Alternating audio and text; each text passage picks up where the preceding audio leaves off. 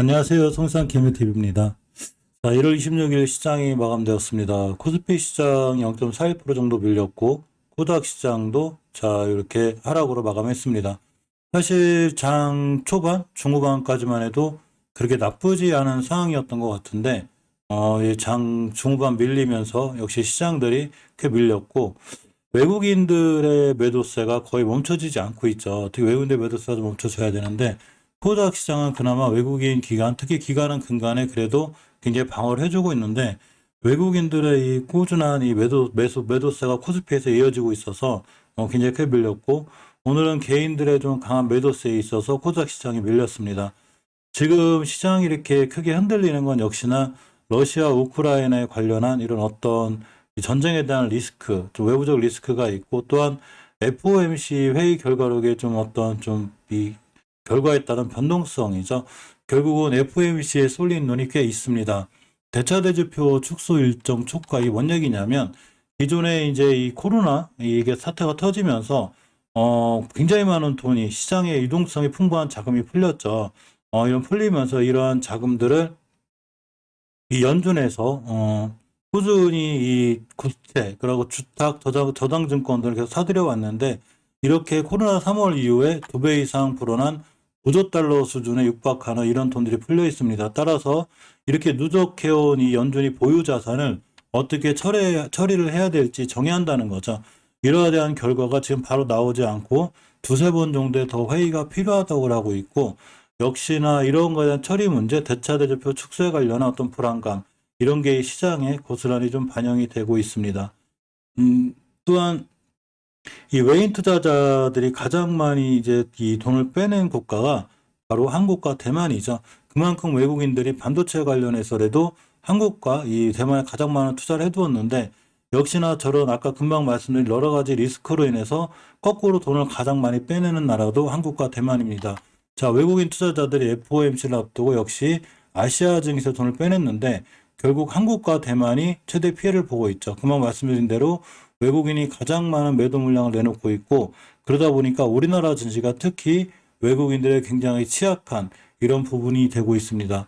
블룸버그에 따르면 외국인 투자자들이 한국과 대만 등 아시아 이머징 마켓에서만 이번 주 들어 지금까지 31억 달러의 주식을 매도했고, 지난주에는 49억 달러, 5조 8,670억 정도를 매도했습니다. 이번 주 매도 물량이 저번 주를 능가할 정도로 굉장히 강한 매도 물량이 계속 나오고 있기 때문에, 당연히 우리나라 이 증시가 크게 휘청되고 어려움이 있을 수밖에 없습니다. 또 하나 이 세계 반도체 재고 물량이 5일치도 안 나왔다고 그래요. 저도 이건 오늘 처음 들었는데, 어떻게 반도체 물량이 이렇게 딸릴 수 있을지.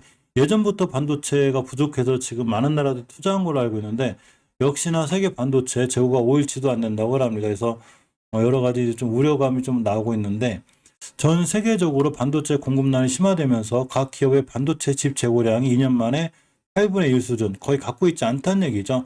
이런 조사 결과가 나왔고, 미국 상무부에서 25일 반도체 공급망에 대한 정보를 취합한 결과 이 같은 결론을 내렸다고 밝혔습니다.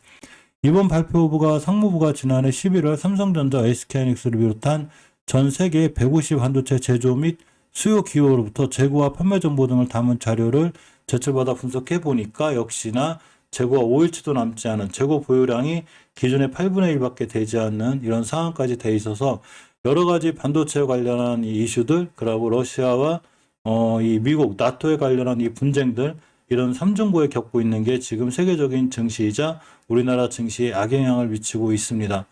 이런 와중에 이제 미국이 푸틴을 제재하는 이례적인 최고 수위 압박을 가했습니다.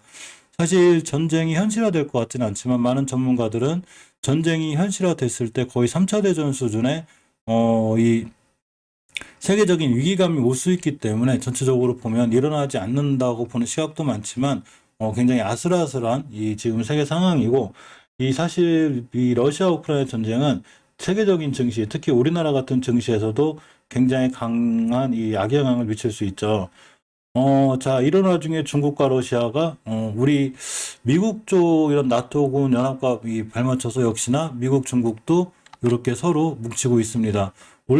베이징 올림픽에 이제 푸틴이 간다는 얘기죠. 자, 그러면서 잠깐 살펴보면 중국과 러시아가 서방 국가들의 갈등을 계기로 서로 뭉치고 있고, 동계올림픽, 우크라이나 사태라는 당면한 과제를 두고 우호 관계를 구축하고 있다고 합니다. 이 또한 어떻게 보면 예전에 아주 예전에 냉전과 같은 그런 뭐 그렇게 심하지 않겠지만 어쩌고 세계적으로 조금 냉각되어가는 이런 분위기가 된다고 볼 수도 있습니다. 자, 그렇기 때문에 우리나라 증시나 이런 세계 증시가 굉장히 악영향을 믿고 악영향을 미치고 있고 또 우리나라 주식들도 크게 밀리고 있습니다. 하지만 항상 우리나라 증시도 그렇지만 세계적인 증시도 언제까지나 밀리지만 않고 언제까지 올라가지만은 않듯이 언젠간 반등이라는 시점을 갖기 때문에 또 희망을 갖고 주식시장을 한번 대해봅니다. 우리는 시장 정리를 통해서 어떤 종목들이 그나마 지금 시장에서 좋은지 알아봐야 되고 그런 종목들을 찾아내고 발굴함으로 인해서 내 계좌가 좀 더 도움이 될 수 있는 이런 정보들을 취합하기 위해서 시장 정리를 해보고 있습니다. 자, 오늘 시장 특징주를 몇 개 살펴보면, 이 전선 관련주하고 이제 원전 관련주죠. 전선하고 원전 관련주도 좀 강했고, 자, 키오스크, 또 이제 화폐, 자동화기기, 금융 자동화기기, 요렇게가 굉장히 강했습니다. 전력 설비 이런 쪽도 강했고, 원자력 쪽이 좀 강했는데, 몇 가지 좀 이유가 있기도 하죠. 사실 이 탈원전 얘기가 좀 있습니다. 지금 사실 대선 정책주 뭐 이렇게 가는 건 아니지만, 어쨌거나 대권 주자들의 탈원전 정책은 원전 관련주에 좀 영향을 미치기도 하죠. 자, 이렇게 함으로 인해서 이제 대원전선이 거의 상한가를 갖고 가온전선, 일진전기 등 조금 좋은 모습을 보여줬습니다. 이 대원전선이 상한가를 간 가장 큰 이유 중에 하나가 바로 요렇게 이제 탈원전에 대한 얘기가 좀 있죠. 그러면서 이 원전 관련주들이 윤석열 관련주로 좀 이렇게 부각이 돼 있어서 역시나 이렇게 좀 좋은 모습을 보여줬고 또 오늘 키오스크로 좀 연결된 이런 종목들이 좀 있는데, 자, 푸른기술, 인바이오젠, CI테크 같은 종목들도 오늘 좋은 모습을 보여줬습니다. 특히 푸른기술은 바로 이제 장 초반에 상한가를 갖고, 인바이오젠, CI테크 이런 종목들도 자, 좋은 흐름을 보여줬습니다. 사실 이 자동화폐 그 관련해서는 베이징 올림픽 관련해서 중국에서 이제 디지털 위안화 이런 거를 점점 상용화할 거란 얘기에 있어서 얼마 전에도 급등을 했었죠. 자, 그렇기 때문에 우리가 이제 원전 관련주랑 키오스크, 자동화폐, 이 가상화폐 관련주 좀 볼 건데 일단 원전 관련주들을 좀 보게 되면 오늘 굉장히 강했죠. 한신기계도 거의 급등해서 떨어졌고 에너토크는 거의 상한가를 갔습니다.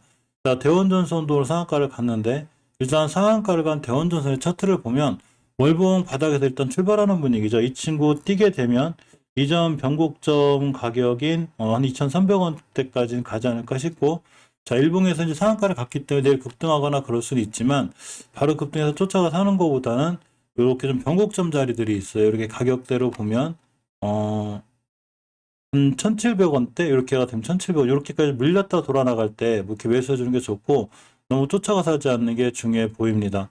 그 외에도 이제 다른 이 원전 관련이 두산중공업, 한전 KPS, 한전기술, 뭐 일진파워, 특히 보성파워텍도 굉장히 강했죠. 9%대 갔다 왔고 사실은 지금 강했다 하더라도 지금 보성파워텍 같은 경우에 고점 20% 찍고 왔는데 그동안 원체 많이 떨어졌기 때문에 사실 물리신 분들이 더 많은 게 사실이죠.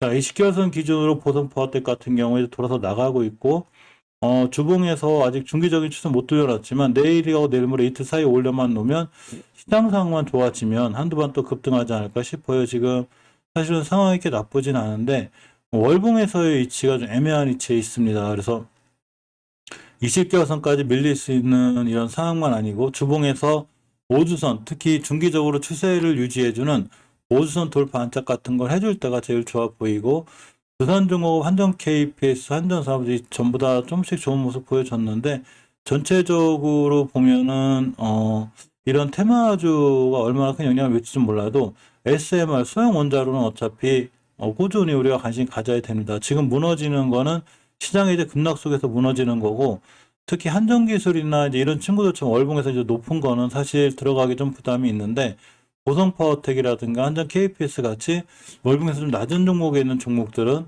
이 원전 관련해서 한번 매수해 볼 만한 위치에 있지 않나. 자, 이렇게 생각해 봅니다. 자, 금방 말씀드린 대로 이제 대원전선 같은 경우가 바로 이렇게 윤석열 관련주로다가 이렇게 14% 이제 오늘은 결국 장중에 뜬 뉴스고 상한가로 마감을 하는 자, 이런 상황까지 됐습니다. 결국은 이 탈원전 관련해서 이슈가 좀 있는 거죠. 이제 이 탈원전 백지화 왜 그러냐면 지금 사실은 전기나 이런 게 풍력이나 수력 이런 자연의 힘만 가지고 하기가 너무 힘이 들기 때문에 결국 대권 주자의 이런 어떤 공약이 이런 이 원전 관련주에 좋은 영향을 미쳤기 때문에 사실 너무 높을 때 쫓아가서 하지 말고 일봉에서 눌림목이나 이런 거 줄 때 매수해 줄 때가 아무래도 큰 손실에 있지 않고 다시 한번 저런 뉴스들이나 기사들이 뜬다면 올라갈 수 있지 않나 이런 생각을 해봅니다. 오늘 푸른 기술이 좀 많이 올라갔죠. 상한가에 올라간 게 상한가로 마감을 했는데 현대이와하고 이렇게 이제 합동 로봇 이렇게 얘기가 좀 있어요. 그러면서 이런 거 상한가를 갔습니다. 사실 푸른 기술은 로봇 관련주로도 연결이 돼 있기도 하지만 항상 아까 말씀드린 대로 이 좀 디지털 위안화라든가 이렇게 가상화폐 관련 쪽으로도 연결이 잘 돼 있어요. 따라서 오늘 상한가를 간 종목들의 다른 종목들을 보면 한네트가 가상화폐 관련해 대장주긴 한데 일봉에서의 흐름은 상당히 수상찮은 게 맞습니다. 이때 굉장히 241도 밑에서 오랫동안 고생을 했고 대량거래 터졌고 21선을 지켜준 선상에서 급등하고 있기 때문에 추 21선만 깨지 않으면 한네트 같은 경우도 추가로 상승이 좀 예상이 되고 로지시스 같은 경우에도 오늘 좀 밀리긴 했는데 역시나 많이 토해냈죠. 이건 로지시스뿐만이 아니라 우리나라 모든 종목들이 이제 상황이 굉장히 안 좋아서 그렇긴 하고 장기적으로 봤을 때 20개월선 같은 가격으로 보면 6,700원대가 돼요. 이런 자리들만 이탈하지 않으면 다시 한번 급등하지 않을까 생각해 봅니다.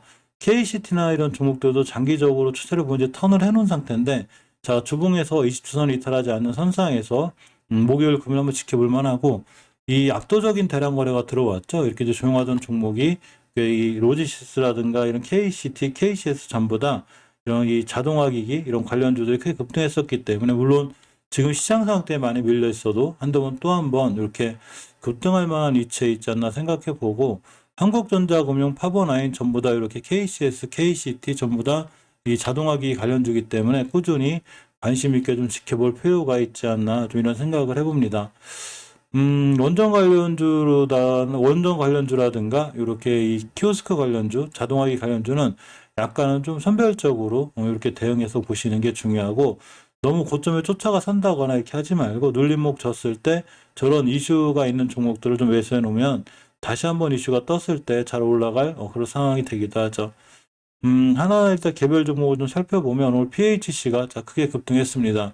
PHC 급등한 이유가 이제 미국의 코로나19 검체 채취 키트를 공급한다는 얘기와 함께 순간 급등했는데 사실 PHC 같은 경우는 제가 예전에도 시황 정리했을 때 말씀드렸어요. 이렇게 한번 그러니까 시황 정리를 하는 가장 큰 이유는 예전에 어떤 이슈가 떴으면 잠깐 실수는 있어도 다시 한번 급등할 확률이 굉장히 크기 때문에 그런 거죠. PHC는 사실 이때부터 수상한 행동을 보였는데 예전에 엄청 조용하던 이 종목이 이때 대량 거래가 들어왔습니다. 12월 달이죠. 들어오고 눌림목 쪽 급등, 눌림목 쪽 또 급등했죠. 물론 더 올라갈지 모르지만 시간에 잠깐 볼까요? 자, 2% 급등했는데 일단 월봉에서 위치가 높지 않죠. 20개월선 가격이 2,199원이기 때문에 사실 여기까지 한번 갔다 오지 않을까 싶고 자, 주봉에선 추세를 틀어놓고 우상향으로 잘 가고 있습니다. 그렇기 때문에 PHC는 다시 한번 관심 있게 볼 필요가 있고 이렇게 중요한 매물대가 있는데 이 자리를 이제 꼬리를 잡고 찍어줬기 때문에 설사 밀렸을 때 이런 자리들만 잘 지켜주면 다시 한번 급등할 수 있어서 PHC는 꼭 관심 있게 보실 필요가 있을 것 같고 자 이렇게 보면 코이버도 오늘 급등을 했죠. 양자내성 암호암유들 이런 얘기가 좀 있습니다. 세계 최초로 개발이 됐기 때문에 이런 거에 대한 좀 부각을 받아서 이제 급등을 했습니다.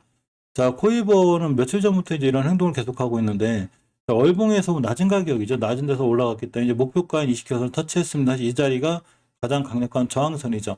주봉에서는 저번 주에 턴해놓고 이번 주에 변동폭이 굉장히 심한데 시장 상황의 변동폭이 세기 때문에 그린 거죠. 따라서 이 친구 같은 경우에 이제 엄청난 대량 거래가 들어왔어요. 이렇게 조용하던 종목이 쭉 밀려놓고 대량 거래가 빵 터졌기 때문에 지금 쫓아가서 하기엔 좀 무리가 된다고 보면 역시나 하루 이틀 좀 시장 상황을 봐가면서 음봉으로 밀렸을 때 5일선 같은 자리 터치했을 때 매수해 주면 역시나 코이버도 다시 한번 급등할 수 있지 않나 이런 생각을 좀 해봅니다.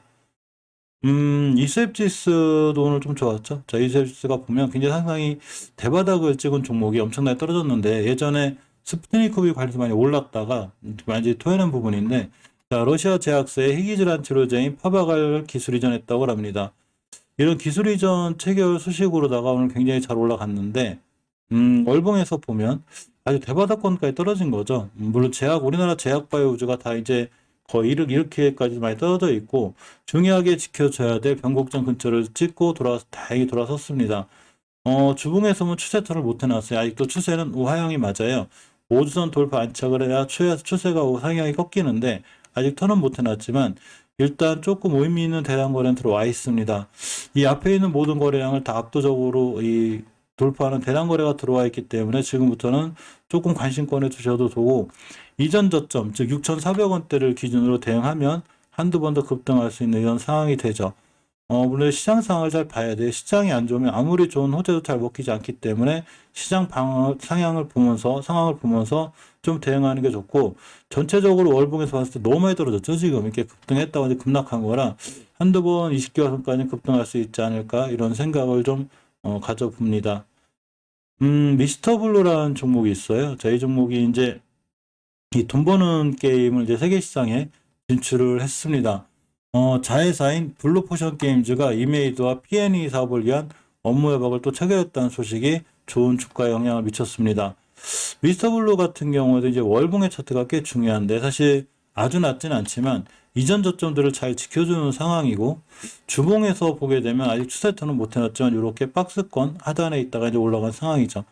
일봉에서 봤을 때 잠깐 대량 거래가 들어오고 있는데, 사실 241선 밑에서 이렇게 다중바닥을 그리는 종목들, 원바닥, 투바닥, 쓰리바닥 그려놓고 거래량이 자꾸 들어온 종목들은 뭔가 한두 번 더 사고를 칠 확률이 있으니까, 미스터블루 같은 종목들도 물론 이제 오늘 5일선 회복도 못해졌지만 다중바닥을 잘 지키거나 오히려 5일선 돌파 안착을 잘 해주거나 그러면 관심권에 두고 보시는 것도 좋습니다. FOMC 회의록에 대한 결과가 조금 이제 나와 봐야 되고요. 또 전체적으로 러시아 우크라이나 전쟁에 대한 위기감이 좀 있긴 해도 우리나라 주식시장이 없어지지 않는 한 잘 버티고 있으면, 특히 월봉에서 이렇게 높은 데 산 종목만 아니라면 하단에서 매수를 했으면 반드시 다 돌아 나가리라 예상해 보고 언젠간 좋은 시장이 오리라 생각해 봅니다. 자, 오늘 하루도 굉장히 고생하셨고요. 좋은 저녁 되시기 바랍니다. 감사합니다.